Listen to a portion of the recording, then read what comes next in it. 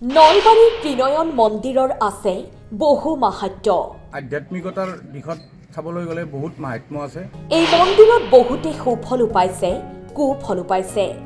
বহুতে ইয়াত সুফল পাইছে আৰু কুফলো পাইছে। আস্থা সহকাৰে যিসকলে বিচাৰিছে তেওঁলোকে সুফল পাইছে। আস্থা সহকাৰে ইয়াত এটা মূৰ দোৱাই গৈছে, তেওঁলোকে সুফলে পাইছে। যাৰ আস্থা নাই তেওঁলোকে কুফল পাইছে। যাৰ আস্থা নাই বা কিবা আক্ৰোশমূলকভাৱে কিবা এটা কৰিছে তেওঁলোকে কুফল পাইছে। মনেৰে বিচৰা সকলো পোৱা যায় এই মন্দিৰত।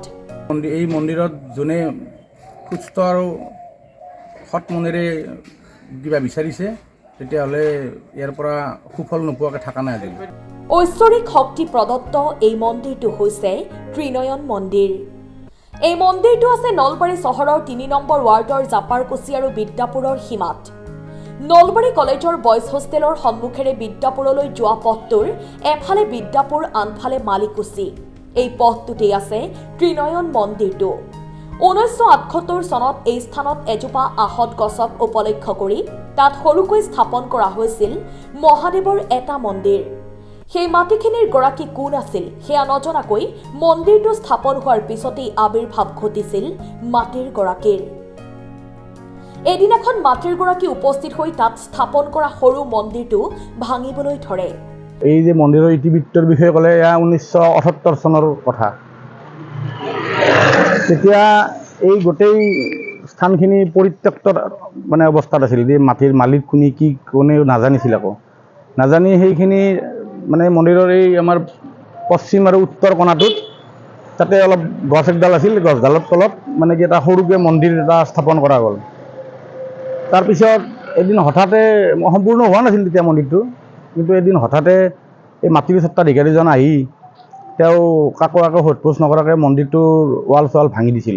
গাঁৱৰ ৰাইজে এনে কাৰ্যত বাধা প্ৰদান কৰে মাটিৰ গৰাকীক। ভাঙি দিওঁতে আমাৰ গাঁৱৰ মানুহে তেওঁক সুধিলে, বোলে এইটো আপুনি কিয় কৰিলে? অৱশেষত আলোচনাৰ মাজেৰে মন্দিৰটো স্থাপন কৰা 2 লেচা মাটিৰ গৰাকীয়ে ৰাইজক দান কৰে।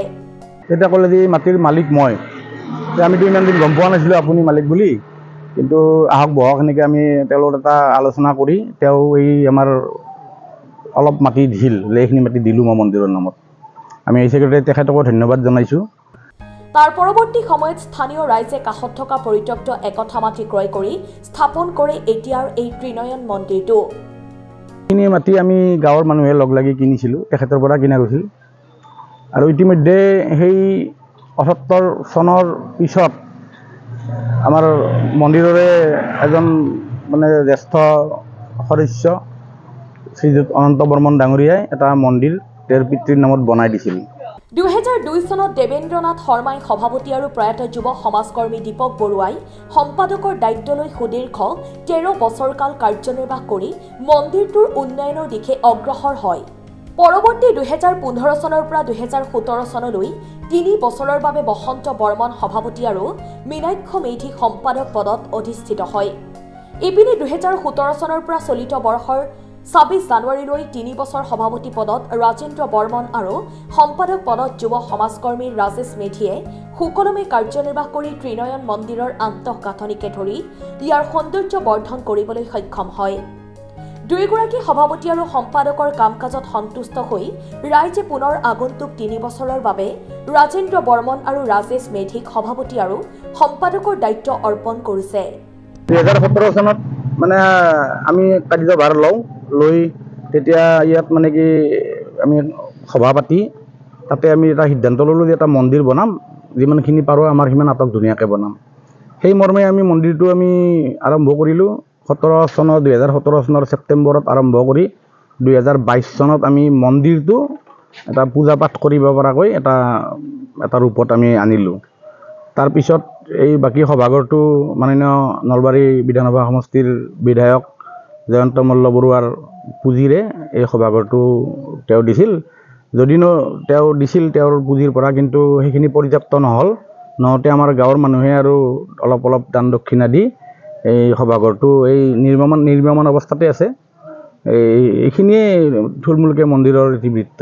আৰু এই চেগতে মই কওঁ, এই মন্দিৰৰ আদি ব্যক্তিজন হৈছে প্ৰয়াত শ্ৰীযুত বিপিন বৰ্মন। তেখেতৰ প্ৰচেষ্টাতে আৰম্ভণি হৈছিল। মানে তেখেত তেতিয়া মানে আমাৰ গাঁৱৰ মানে জ্যেষ্ঠ ব্যক্তি আছিল আৰু তেখেতেই প্ৰয়াত শ্ৰীযুত বিপিন বৰ্মন ডাঙৰীয়াৰ প্ৰচেষ্টাতে এইটো হৈছিল। আৰু তেখেতক মানে কোনো নাও কৰা নাছিল তেতিয়া, তেখেত মানে কি জ্যেষ্ঠ ব্যক্তি আছিল আমাৰ এই সমাজৰ। আৰু সেই তেতিয়াৰ পৰা এনেকৈ আগুৱাই আগুৱাই আজিৰ এইখিনি ৰূপ। আৰু ইয়াৰ বাউণ্ডাৰী ৱালৰ এইখিনিও মন্দিৰে নিজাকৈ কৰিছে, বাউণ্ডাৰী ৱাল আৰু নলা। ইয়াতো তাৰমানে বিভিন্ন ব্যক্তি বিশেষে ইয়াত অলপ অলপকৈ ৱাল দি মানে কি এইখিনি ৰূপ পোৱাইছোঁ আমি এইখিনিয়ে। আৰু আমি এই জেগতে আমি এটা নাম নল'লে আমাৰ ভুল হ'ব। প্ৰয়াত দীপক বৰুৱা, তেওঁ সমাজৰ আগশাৰীৰ ব্যক্তি আছিল আমাৰ ইয়াৰ। তেওঁ সম্পাদক হৈছিল তেতিয়া, এইটো 2014 চনৰ আগত, প্ৰায় 10 বছৰ তেওঁ সম্পাদক হৈছিল। সভাপতি আছিল শ্ৰীযুত দেৱেন্দ্ৰ নাথ শৰ্মা।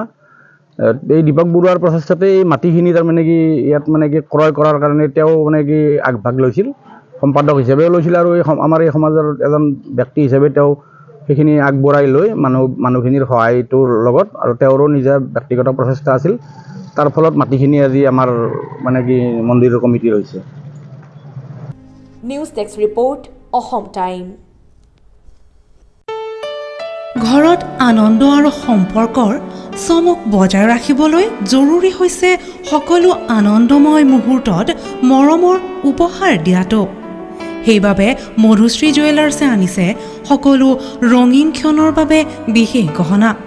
হীৰাৰে হওক, সোণৰে হওক বা ৰূপৰে হওক, শ্ৰেষ্ঠ ডিজাইনছ আৰু হলমাৰ্কযুক্ত গহনাই ৰাখে সম্পৰ্কক নিখুঁত। তেনেহ'লে আজিয়ে আনক আনন্দ মধুশ্ৰী জুৱেলাৰ্ছৰ সৈতে। যোগাযোগ কৰক 7002800341 নাইবা ভিজিট কৰক LNB ৰোড, নলবাৰী, অসম।